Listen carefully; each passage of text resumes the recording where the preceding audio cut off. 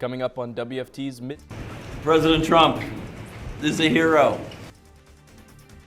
The return of a school teacher wrongfully detained in Russia. We have updates on what Russia gained from his release. Plus, Trump wants Jordan to take in Palestinians as part of his Gaza ownership plan. The president of the country rejects his proposal. Plus, changing plans can lead to astronauts returning home quicker than expected. We'll tell you how these plans have changed. WFT's Midday starts now.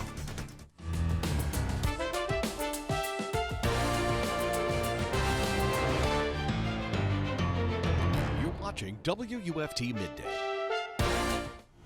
An American hostage is back on U.S. soil. This is WFT's Midday. I'm Kade Sowers. And I'm Jessica Wilkinson. The school teacher is home after he was detained in Russia for over 3 years. Mark Vogel met with President Trump at the White House last night, thanking him for his role in his release. The 63-year-old Pennsylvania native had been sentenced to 14 years in prison by Russia for having a small amount of medical cannabis. The United States considered him wrongfully detained. Vogel's return is part of a hostage exchange with Russia. The Kremlin says a Russian citizen was released and will return to Russia soon. President Trump hosted King Abdullah II of Jordan at the White House. WFT's Nicole Mussolino joins us live in the studio to tell us about this crucial time as the Israeli-Hamas ceasefire hangs in the balance. Trump proposed a new plan to seize control of Gaza and push Jordan and other Arab nations to accept millions of Palestinian refugees.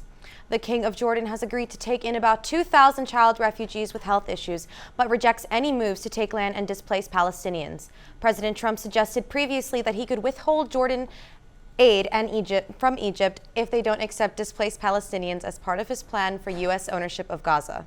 It's going to be peace, and there's not going to be any problem, and nobody's going to question it. And we're going to run it very properly, and eventually we'll have economic development at a very large scale, maybe the largest scale on that site. The meeting also occurred a day after Trump urged Israel to cancel its ceasefire deal unless Hamas returns the 73 hostages still being held in Gaza by Saturday. Live in the studio, Nicole Muscolino with WFT News. Defense Secretary Pete Hegseth arrived in Brussels for the NATO Defense Ministerial. It's his first international trip since taking office last month. While in Brussels, he will also attend a meeting of the Ukraine Defense Contract Group. Officials say Hegseth is expected to press U.S. allies to increase their defense spending and take more of a leadership role for challenges facing Europe. He's also expected to echo President Trump's call for a diplomatic end to the war between Russia and Ukraine. It is looking beautiful outside with sunny skies, but the heat is rising quickly to the 80s by 1 p.m.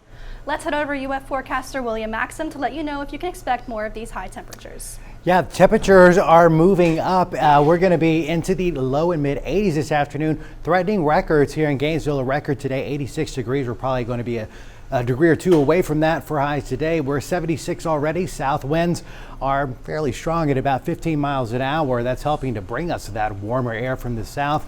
It's about 77 Stark, 77 Bronson. Again, 80s expected today. We're warm ahead of our next weather maker. It's this cold front. It's arriving tomorrow, but today it's bringing some severe thunderstorms to parts of the Panhandle. We'll be tracing that front's progress through the state, but today it's all dry and about the temperatures into the 80s today. Those showers arrive tomorrow. We'll be tracking the severe weather threats with that front and our next front coming through on Sunday in a few minutes.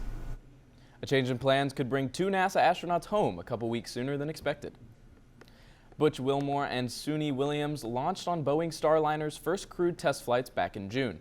They've remained on the International Space Station months longer than expected, but the space agency said Tuesday it decided to swap the SpaceX capsule it will use for the upcoming Crew 10 mission in order to bring them home. If all goes as planned, the astronauts should head back to Earth in mid-March. Florida lawmakers began another special session to pass a package of bills targeting illegal immigration. The new special session includes a series of steps aimed at helping President Donald Trump's crackdown on illegal immigration. It comes after a special session last month spiraled into a clash between Republican legislative leaders and Governor Ron DeSantis. The bills include boosting criminal penalties for undocumented immigrants who commit crimes, increasing local law enforcement agencies' cooperation with ICE, and creating a state board of immigration enforcement. House Speaker Daniel Perez says the legislation will make Florida a safer place to live. We're going to have an open line of communication with the federal government. We've put money aside in order to help with the illegal immigration crisis that we have. The truth is we have made Florida a safer place by coming to an agreement on this bill. Following committee meetings, the House and Senate plan to hold floor sessions Thursday on the issue. Latino leaders are calling for a boycott of national retailers rolling back their diversity, equity, and inclusion programs. The movement is known as the Latino Freeze. Retailers like Target, Walmart, and McDonald's are part of the boycott. San Jose School of Business Dr. Caroline Chin says Latinos make up $3.5 trillion in buying power, meaning the freeze could have a major impact. She also notes a successful boycott would need to be prolonged, lasting longer than a month. If it was 2 months, 3 months, 6, et cetera, maybe then you'd make significant inroads to hurting those particular companies economically. Retailers eliminating their DEI programs follows similar action by the Trump administration, which has called those programs illegal. One Gainesville home is cluttered with so much trash and debris you can't even see the windows or the front door, and it's been making neighbors angry for years. We first reported on this story in 2016, and now WFT's Emilio Boutros shows what the property looks like today. For the past 9 years, Doug Englert has been fined $100 every day for these piles of trash and debris overflowing on his property. It's so bad that it violates city ordinances. Almost a decade in, and his neighbors are frustrated with the mess he's left in their neighborhood. Gregory Cox lives next door and has tried to get the property cleaned for years. We've been through, processes with the city and the code department, everything, trying to get help with it, trying to get him help. And it's just gotten worse over the years. With no action taken yet, Cox is worried about the potential dangers this unkept lawn can bring to Englert and the community. And the main reason I sent the email this morning was my concern about the safety both for him living there, but also for pedestrians, and in the event of fire, if somebody needed to get in there for rescue purposes or whatever. Cox hopes that the city will take action soon in response to this unrelenting issue. That was Emilio Boutros reporting. Back in 2019, Cox put up a wooden fence hoping to block what he and other neighbors call a hoarder home. But this time, he's contacted City Commissioner Casey Willits for help. We'll keep you posted on the next developments in his fight. As egg prices skyrocket and grocery store shelves force purchasing limits, some families are finding relief in unexpected places. Backyard chicken coops provide a reliable and cheap way to get eggs in the rise of bird flu, a disease killing millions of hens and raising egg prices nationally. Marion County chicken coop owner Alvin Daniels is a vital part of his community. He shares eggs and advice with his friends and family who are interested in purchasing chickens. See more and more family members, and I see, friends are getting more into it, are saying, well, how many eggs can you get, in the run of a day or run of a week from the chickens, The Land Development Code of Marion County, only 6 chickens are allowed per residential zone. It's important to note medical experts say the bird flu is not contracted through chicken eggs, it's contracted through the meat. The class size reduction plan has been approved by the Putnam County School Board on Tuesday night. The plan is for 4 elementary schools and 1 high school you can see listed on your screen. Districts are required by law to comply to the plan, despite the financial penalty for not following class size requirements being removed in 2023. The plan will be implemented in October 2025. If you need anything from the Florida Department of Health in Bradford County, listen up. The department says it is currently experiencing issues with the main contact phone number. Instead, you can call either of these 2 numbers that you see on your screen. That's 904-964-2373 or 904-964-4844. A Columbia County road is back open. A deadly crash closed the intersection of Northwest Lake Jefferson and Northwest Nash Road early this morning. Both roads were blocked for a couple hours, but are now cleared and back open for your commute. If you're on the road near Northeast 25 Avenue, between Northeast 42nd Place and Northeast 35th Street, you might experience some delays. The Marion County Office of County Engineer has allowed its temporary road closure. There is a damaged water main that is being repaired. Barricades and signs will guide detours, so use alternate routes if possible. If you have any questions, call the Office of County Engineer. We saw a cloudy morning today, but now it is looking mostly sunny. Let's see how it's looking on the road after the cloudy conditions earlier. You can see into I-75 Gainesville on our DOT camera near Paynes Prairie. Beautiful skies today as you commute to Gainesville or thinking of a quick lunch break. So let's head over to UF meteorologist William Maxham to see if you can expect more sun this week. We can expect more sun this week, today and tomorrow. We're going to see the most sun that we're going to see. However, things will be changing by tomorrow evening. You do have a couple of puffy fair weather clouds out there. The wind is noticeable out of the south, gusting over 20 miles an hour, bringing in warmer temperatures. We're already 2 degrees away from 80. here in Gainesville on campus. Elsewhere, it's above 80 degrees in Ocala and the Villages. 79 currently in Bronson. Today, I think most of us going to top out into the middle 80s. The record high in Gainesville, 86 degrees. We're forecasting a high just 1 degree away from that.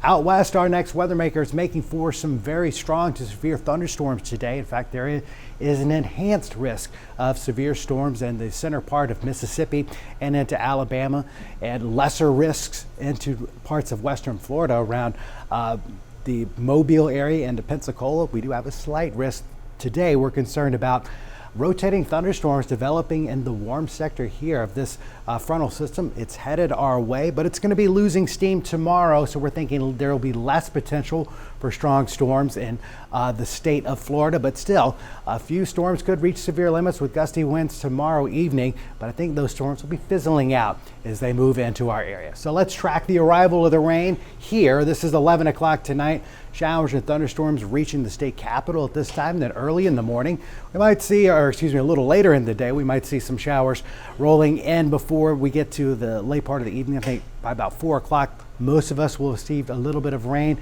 The rain should be ending into the overnight hours, and by Friday morning, we're dealing with some cooler temperatures in the wake of this front. We'll be in those cooler temperatures for only a short time. Another storm system heads our way at the end of the weekend, so we'll see the temperatures cranking back up in front of that front, but a more noticeable drop behind it. Temperatures actually could be into the 50s for highs on Monday. Right now we're forecasting 60s though, behind our weekend cold front, but next couple days, couple strong fronts. Again, storms arrive tomorrow evening, continue into the night. Then we've got another round at the end of the weekend. That one brings cooler air. Temperatures though do rebound pretty quickly. We're back in the mid 70s and back above average by midweek. Your favorite local brewery could take a hit from President Donald Trump's newly announced tariffs on steel and aluminum imports. These tariffs can make your beer more expensive too. The proposed 25% tariffs are expected to negatively affect craft brewers. The Brewers Association says the tariffs will drive up costs of materials to brew, house and serve beers like kegs and steel tanks. Beer and cans account for almost 75% of craft breweries, packaged volume and revenue, and with most coming from Canada. These tariffs are set to take effect March 12th. A world-first pet food made with lab-grown meat is now available in the United Kingdom. Its name, Chick Bites. The treat is plant-based but contains 4% chicken meat that is made in a lab. A London-based startup called Meatly is making these bites. The startup became the first company in the world to get regulatory approval for this meat to be used in pet food last year. A tiny sample of animal cells are cultured in with a tank with water and nutrients to make the lab-grown meat. However, if you're looking to try some, unfortunately, none is currently available for sale in the U.S., despite the U.S. approving the sale of lab-grown meat. We're still seeing the effects of the COVID pandemic. Now we're seeing it in the education system. Most students are about half a year behind compared to where students were in 2019. This is based on a report by Dartmouth, Harvard, and Stanford researching how learning has been affected since COVID. Chronic absenteeism is a large factor for this downward trend. Scholars say tutoring, summer school, and informing parents when their child is below grade level can help improve school performance.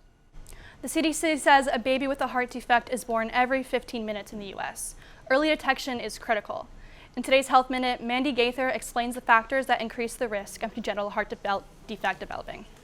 It's a problem present at birth, affecting the structure of a baby's heart. Congenital heart defects range substantially from mild to severe. And so really kind of seeing someone that has the expertise and the ability to differentiate between the two is important. Dr. Glenn Iannucci with Children's Healthcare of Atlanta says initial symptoms may only be an extra sound or murmur found during a cardiac physical exam, or there may be an abnormality found on an x-ray. Some heart defects can also be found during pregnancy through a special type of ultrasound called a fetal echocardiogram. But other signs can be kind of trouble feeding, persistent fast breathing, and poor weight gain in babies in particular. The exact cause of most heart defects isn't fully known, but there are things that increase risk, including the mother having certain pre-existing conditions like diabetes or obesity, a family history of congenital heart defects,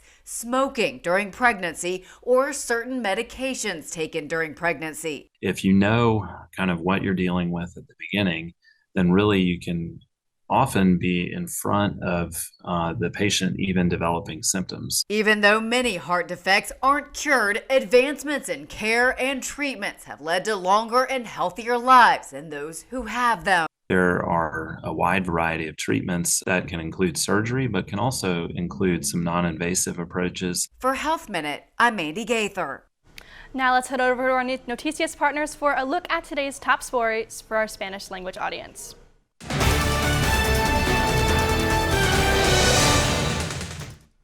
Hola, soy Kahn con tus noticias en 90 segundos. La Guardia Costera de Estados Unidos interceptó un buque en la costa de los Cayos de Florida con 132 haitianos a bordo. Apenas fue interceptada la embarcación, los haitianos fueron procesados para determinar su país de origen. Luego le proporcionaron comida, agua, refugio y atención médicas antes de ser enviados de regreso a Haití. En el año fiscal 2025, la Guardia Costera ya ha repatriado a 313 extranjeros ilegales a Haití. La inflación en Estados Unidos subió al 3% por primera vez desde junio 2024. Los precios de muchos bienes y servicios comunes fueron revalorizados, aumentando a un 0.5% desde diciembre. El informe de la Oficina de Estadísticas Laborales de enero revela que el costo de vida la sigue pesando a los estadounidenses. Los Estados Unidos y el Reino Unido decidieron no firmar un acuerdo con regulaciones internacionales para el uso de inteligencia artificial. El acuerdo prioriza hacer la inteligencia artificial sostenible para las personas y el planeta. Los expertos afirman que el uso de energía para generar la inteligencia podría consumir tanto como los países pequeños en los próximos años. El presidente de los Estados Unidos, J.D. Vance, le dice a los delegados que avances de inteligencia artificial podrían matar a una industria transformadora justo cuando está despegando. Esas fueron tus noticias en 90 segundos. Gracias por sintonizarnos. Now let's get over to WFT First at 5 anchor Juan Carlos Chowie with a look at what's coming up on First at 5 on Channel 5. Well, Kade, if you're planning on tuning into our First at 5 broadcast later today, then here's what you can expect. Up first, information on a lawsuit against Oaks Mall that could spell trouble for brick and mortar shops, followed by more on how the city of Gainesville is looking for a new fire chief. Finally, new data shows where Florida ranks in U.S. shark bites in 2024. All this and more coming up on our broadcast at 5 p.m. Well, Charlie, I'm willing to bet that Florida is at the top of that list for shark bites. I'm thinking it might be Alabama. I will say one of you is correct. Well, before we go, let's get one last check on the weather. Let's do it. We do have two systems coming through into the next several days. One comes tomorrow evening, bringing us a round of rain. Not really a lot of cool air. The second one, though, over the weekend, will bring some cool air with those showers here Saturday. 6 p.m. we're into the upper 70s and right around 80 degrees. A few sprinkles there, but rain gets a little heavier on Sunday and it'll rain for most of the day. Showers should be fading away at the end of our Sunday, and then as we head into Monday, north winds are blowing. Temperatures, they're going to be much cooler, and this is the middle of the afternoon. We're into the mid-50s. We're forecasting right now low 60s for highs, but hey, it could be a little colder than that. Fortunately, it doesn't look like this really chilly air. It's going to stick around for very long. We're going to see moderating numbers back up to near average by midweek. So let's look at that weekend forecast another way. Showers by the evening hours. On Saturday, a lot of rain into the overnight, and some showers could regenerate again on Sunday. Again, the cold air comes on Monday. After the weekend, we're into the low 60s for highs, and we'll see a nice little rebound. Again, no freezing temperatures are expected, but this is going to take us briefly below average into those 60s, maybe upper 50s. Next week, though, clouds thicken up. Another weather maker coming around midweek, but those temperatures, they are comfortable at least. We'll be into the mid 70s around Wednesday. So showers tomorrow. Nice looking Valentine's Day, just a little bit on the cool side, and weekend showers, mainly Sunday though. Thanks for joining us for WFT Midday. We're back here tomorrow for another edition. We will see you later today at First at 5 on Channel 5. Have a great afternoon.